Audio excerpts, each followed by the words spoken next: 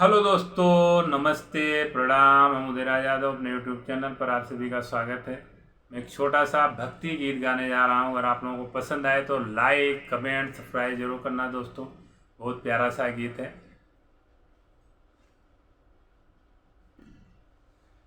जोनियों से दूर बा बलमुआ के गाँव रे, जोनियों से दूर बा बलमुआ के गाँव रे। चलत डगरिया पिरा जाला पाँव रे, चलत डगरिया पिरा जाला पाँव रे।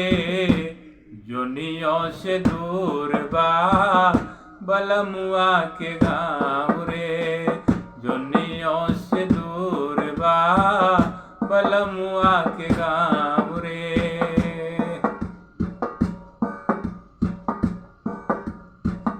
जाई के अकेल बा संगी न साथी, नहीं के सवारी रे गाड़ी घोड़ा हाथी। जाई के अकेल बा संगी न साथी, नहीं के सवारी रे गाड़ी घोड़ा हाथी। बीच दरियाउबा, बीच दरियाउबा, दरिया में नहीं के नाव रे।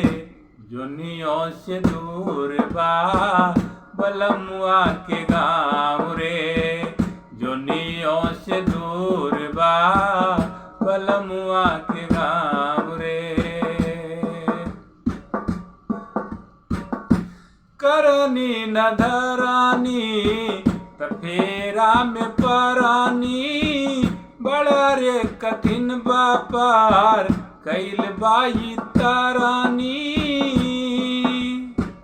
करनी न धरानी तफेरा में परानी, बड़ा रे कठिन व्यापार कैल बाई तारानी। पौड़े नयावे, पौड़े नयावे, दरिया में बाटे पाँव रे। जोनियों से दूर बा बलमुआ के गाँव रे, जोनियों से दूर बा बलमुआ के गाँव रे।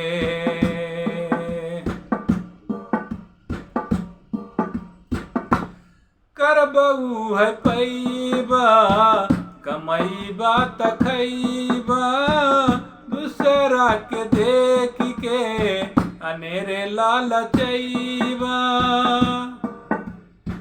करबऊ है पैबा कमैबा तखैबा, दूसरे के देख के अनेरे लालचैबा। सेतुआ पर सबूर करा, सेतुआ पर सबूर करा, मिली ना पोलाव रे। जोनियों से दूर बा बलमुआ के गाँव रे, जोनियों से दूर बा बलमुआ के गाँव रे। चलत डगरिया पिरा जाला पाँव रे, चलत डगरिया पिरा जाला पाँव रे। जोनियों से दूर बा बलमुआ के गाँव रे, जोनियों से दूर बा बलमुआ के गाँव।